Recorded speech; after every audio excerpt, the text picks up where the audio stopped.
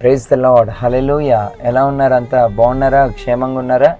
ప్రతి ఉదయము దేవుని మాటలు మీతో పంచుకోవడానికి దేవుడు నాకు ఇచ్చిన యొక్క భాగ్యాన్ని బట్టి నేను ఎంతగానో దేవుని స్తుతిస్తూ ఉన్నాను. యెహోవా తమకు దేవుడు గల జనులు ధన్యులు అని దేవుని వాక్యం సెలవిస్తూ ఉంది. నిజంగా ఈ లోకంలో క్రైస్తవులుగా పిలువబడడానికి దేవుడు మనకి ఇచ్చిన యొక్క అర్హతను బట్టి నేను ఎంతగానో దేవుని స్తుతిస్తూ ఉన్నాను.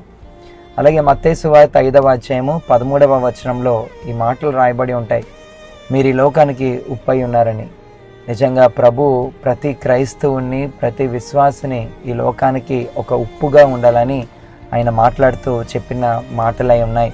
అవును ప్రియులారా, ఈ లోకంలో ఉప్పుగా మనం ఉండాలి. ఉప్పు మనం చూసినట్లయితే ప్రతి పేదవాడి ఇంట్లో, గొప్పవాడి ఇంట్లో ఉండడం మనం చూస్తూ ఉన్నాం. అంటే ఒక క్రైస్తవుడు అనేవాడు ప్రతి ఒక్కరికి కావాలి, వారి ప్రార్థనలు కావాలి. అవును, దేశం కొరకు, ప్రపంచం కొరకు, నశించిపోతున్న ఆత్మల కొరకు మన ప్రార్థనలు కావాలి. ఈరోజు నీవు ఒక క్రైస్తవుడిగా ఉంటే నీ కుటుంబం కొరకు, నీ పిల్లల కొరకే నువ్వు ప్రార్థన చేసుకోవడం కాదు, కానీ ప్రతి ఒక్కరి కొరకు నువ్వు ప్రార్థన చేసేవారిగా నువ్వు ఉండాలి. దేవుడు కోరుతూ ఉన్నాడు. అలాగే ఉప్పు యొక్క రంగు మనం తెలుపుగా ఉండడం మనం చూస్తూ ఉన్నాం.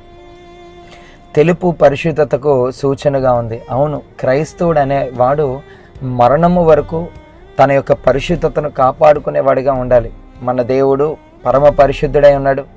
ఆయనను సేవిస్తున్న మనము కూడా పరిశుద్ధులుగా జీవించాలని దేవుడు ఆశపడతా ఉన్నాడు. యోసేపు ఏ విధంగా తన పరిశుద్ధతను కాపాడుకున్నాడో మనము కూడా మన యొక్క పరిశుద్ధతను కాపాడుకుంటూ దేవుని మహిమ కొరకు జీవించేవారిగా మన ముందుముగాక.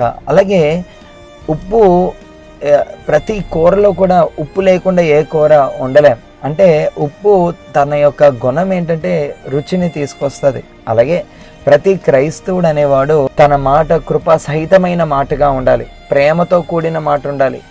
ఒకరిని నొప్పించే మాటలు ఆడకూడదు, ఒకరిని బాధించే మాటలు మనం మాట్లాడకూడదు. అంటే ప్రతి మాటలో ప్రేమ, క్రీస్తును ప్రేమను చూపించేవారుగా మనము ఉన్నప్పుడు క్రీస్తును పోలి ఈ లోకములో మనం జీవిస్తాం.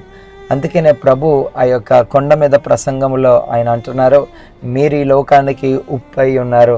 మనం అలా జీవిద్దామా? అనేక మందికి ఆశీర్వాదకరంగా మనమందరము ఉండి దేవుని మహిమ కొరకు మనము జీవించుదుముగాక.